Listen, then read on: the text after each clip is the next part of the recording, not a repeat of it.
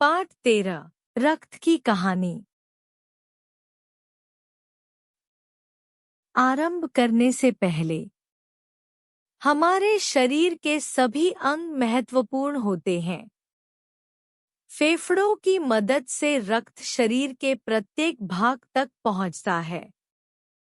रक्त की कमी मनुष्य को अस्वस्थ बना देती है, जिससे वह रोगों से घिर जाता है।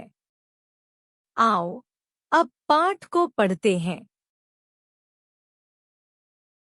विष्णु आंध्र प्रदेश के एक शहर में रहता है। वह पढ़ाई में बहुत होशियार है। घर में सब उसे बहुत प्यार करते हैं। वह हमेशा नई नई चीजों के विषय में जानकारी प्राप्त करने के लिए इच्छुक रहता है। एक दिन स्कूल का होमवर्क करते समय विष्णु पेंसिल छील रहा था कि अचानक उसकी उंगली कट गई। टप टप खून टपकने लगा। खून देखकर वह चिल्लाने लगा, खून खून। विष्णु की दादी दौड़ी हुई आई। प्यार से समझाती हुई बोली, खून निकलने से बहादुर बच्चे डरते हैं क्या? उन्होंने विष्णु की उंगली पर दवा लगाई और पट्टी बांध दी। विष्णु का ध्यान चोट की तरफ से हटाने के लिए दादी ने उसे कहानी सुनाने की सोची। उन्होंने विष्णु से एक पहेली पूछी, बहता है पर पानी नहीं, लाल है पर सेब नहीं, जीवन का आधार है, बतलाओ वह क्या है? विष्णु ने सोच समझकर उत्तर दिया, खून।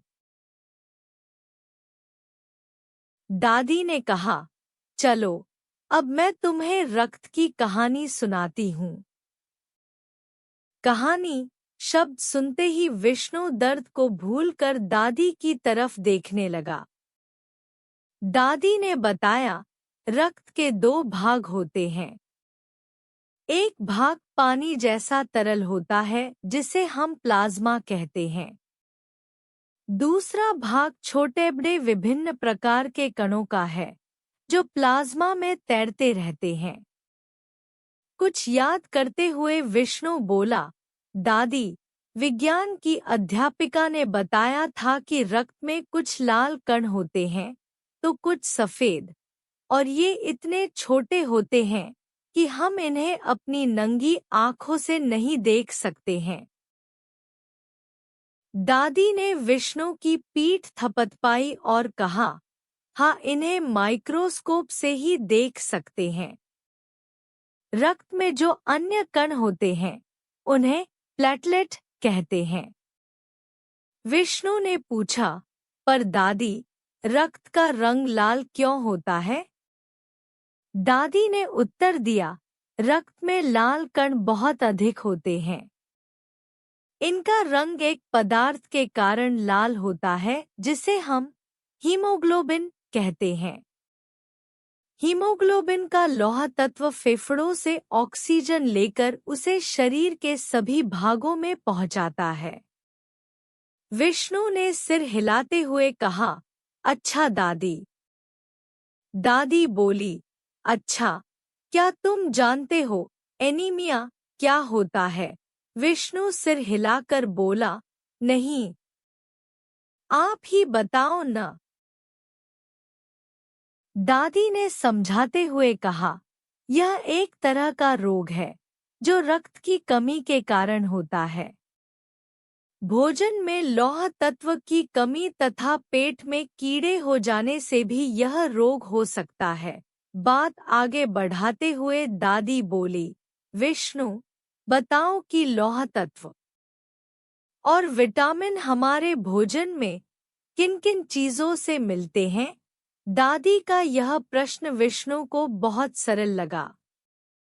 वह बोला, लौह तत्व हमें हरी सब्जियों जैसे पालक, पत्ता गोभी तथा अंडे और मांस से मिलते हैं। तुमने सही बताया विष्णु। तुम जानते हो, ये रक्तकण हड्डी के खोखले भाग में बनते हैं। चोट लगने से जो मवाद निकलता है वह वास्तव में रक्त के सफेद कण होते हैं। ये हमारे रक्त में ही तैरते रहते हैं और विभिन्न रोगों से लड़ने में शरीर की मदद करते हैं। दादी ने आगे बताया, हमारे शरीर में एक शक्तिशाली पंप है जो शरीर के सभी अंगों तक रक्त को पहुंचाता है। विष्णु तुरंत बोला, दादी, वह पंप दिल है ना? विष्णु की जानकारी से खुश होकर दादी ने कहा, चार्ल्स प्रथम के निजी चिकित्सक डॉक्टर हार्वे ने रक्त संचार प्रणाली की खोज की। वे इस नतीजे पर पहुंचे कि दिल रक्त को शरीर के भीतर ही चक्रनुमा रास्ते में फेंकता है। इतने में ही दादी की नज़र घड़ी पर पड़ी और वह बोली, आज की बात यहीं समाप्त करते हैं।